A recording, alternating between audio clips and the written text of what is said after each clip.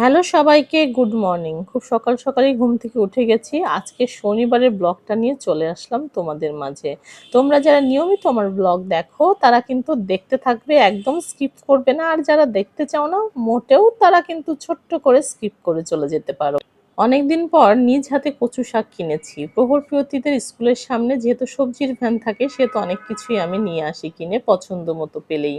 দুদিন আগে প্রিয়তির মুখে একবার শুনেছিলাম, মা একটু করে পায়েস আর লুচি বানিয়ে দিও তো, আমার খেতে ইচ্ছে করেছে। যেহেতু আমার মেয়ে কিছু খেতে চেয়েছে আর সে জিনিসটা আমি তৈরি করব না, এটা কোনোদিনও হয়নি।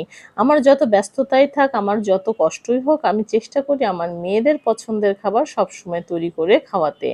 যেহেতু ঘরেই দুধটা ছিল, এই জন্য সকালবেলা ঘুম থেকে উঠেই ফ্রিজ থেকে আগে দুধ বের করে নিয়েছিলাম, সেটাকে জাল দিয়ে এখানে অল্প করে পরিমাণ মতো কিন্তু চাল ধুয়ে দিয়ে দিলাম। আর যেহেতু পায়েস হবে অনেকক্ষণ ধরে, আস্তে আস্তে আসলে পায়েসটা আমি তৈরি করব। পায়েসটা যত সময় নিয়ে তৈরি করা যায় তত ঘনত্ব বাড়ে এবং খেতেও কিন্তু অনেক বেশি সুস্বাদু হয়। যেহেতু খুব বেশি গরম পড়েছে, এই জন্য খুব সামান্য পরিমাণ আটা আমি এখানে নিয়ে নিচ্ছি, অল্প করে কিছু লুচি বানিয়ে নিব। বাচ্চারা শখের বশে একবার একটা জিনিস খাওয়ার পরে দ্বিতীয়বার এমনিতেই খেতে চায় না, আর গরমের জন্য তো আমাদেরও খেতে ইচ্ছে করছে না।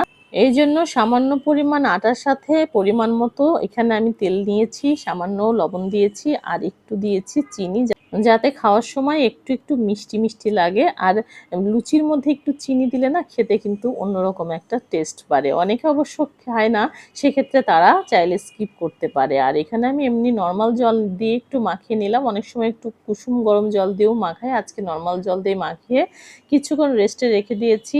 আর আমি একদমই ভুলে গিয়েছিলাম যে সামান্য একটু দুধ চাল দেওয়ার আগে রেখে দিব।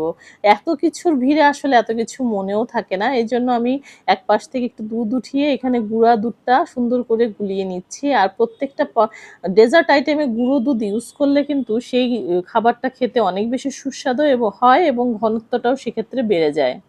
আমি তৈরি করার পর জানি না আমার বাচ্চারা কতটুকু খাবে, কিন্তু আমি যে তৈরি করে দিয়েছি, তাদের কথাটা রাখতে পেরেছি, এটাই আমার সবচেয়ে বেশি শান্তির জায়গা তৈরি হয়ে যায়। আর এদিক দিয়ে প্রহরের বাবার জন্যও কিন্তু আমি চেষ্টা করি বন্ধের দিনগুলোতে তার পছন্দের খাবারগুলো তৈরি করে দিতে। সে কিন্তু সবজি দিয়ে ডাল খেতে ভীষণ পছন্দ করে। আজকে আমি ঝিঙে এবং ঢ্যাঁড়স দিয়ে একটা মটর ডাল রান্না করব, যেটা খেতে সে ভীষণ পছন্দ করে। এখানে লাউ পাতা দিলেও সে অনেক পছন্দ করে। যেহেতু বাসায় ছিল না, এই জন্য আমি ২ রকমের সবজি দিয়ে আজকে তার জন্য ডালটা রেডি করে দিব। মাঝে মাঝে আমাদের এই মেয়ে জাতিকে না আমার কাছে খুব অদ্ভুত এবং উদ্ভট লাগে। কেন জানো?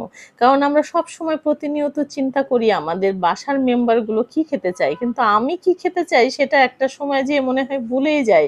আসলে যখন যেটা পাই তখন সেটাই আমরা খেয়ে নেই। একটা সময় মা হওয়ার পরে তো বিষয়গুলো আরো বেড়ে যায়।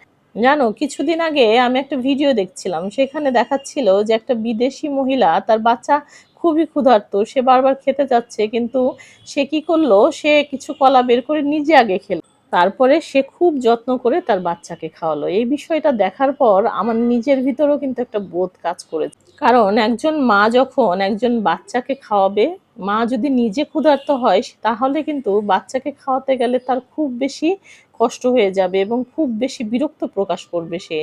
একজন মা সঠিকভাবে তার বাচ্চার যত্ন তখন নিতে পারবে যখন সে নিজে ক্ষুধার্ত থাকবে না, সে নিজের প্রতি যত্নশীল থাকবে। একজন যত্নশীল মা তখনই তৈরি হবে যখন সে নিজেকেও যত্ন করতে শিখবে।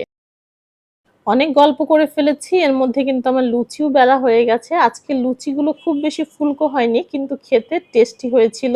নিজের হাতে তৈরি করে দিলে সেটা বাচ্চা খেলে এত বেশি নিরাপদ মনে হয়, অন্য কোনো কিছুতে সেই নিরাপত্তাটুকু থাকে না। নিরাপত্তার কথা যখন বলেই ফেললাম, তাহলে আর রামিসার কথা কেন বাকি রাখবো? এই যে রামিসার সাথে যে ঘটনাটা ঘটলো, এটা ভাবলেই নিজেদের শরীরটা একদম শিউরে ওঠে। একজন মা সন্তানের সাথে সার্বক্ষণিকভাবে থাকার পরও যদি এ ধরনের ঘটনার শিকার হতে হয় তার সন্তানকে, তার চেয়ে দুঃখজনক বিষয় আর আমাদের এই সমাজে কি হতে পারে? মানুষের মন মানসিকতা, নোংরামি কোথায় যে পৌঁছেছে, সেটা চিন্তা করলে মানে নিজেদের প্রতি নিজেদেরই ঘৃণা লাগে। মাঝে মাঝে মনে হয় এই নোংরা সমাজের জন্য এই মুখ দিয়ে কিছু বলতে গেলে নিজের মুখটাই নষ্ট হয়ে যায়। প্রহর যেহেতু মিষ্টি খাবার একটু কম পছন্দ করে, এই জন্য প্রহরের জন্য একটু চিকেন ফ্রাই করে দিলে সে খুশি হয়ে যাবে, যদিও সে বিষয়টা জানতো না। আর এভাবেই কিন্তু রেডি করে নিয়েছি আমার সমস্ত খাবার দাবার, সাথে দুপুরের রান্নাও শেষ করেছি। এর মধ্যে প্রহরপ্রিয়তির ড্রয়িং ক্লাসও প্রায় শেষের দিকে। এখন প্রহরপ্রিয়তির ড্রয়িং ক্লাস শেষ হলে আমরা আবার বেরিয়ে যাব তাদের নাচ আর গানের ক্লাস।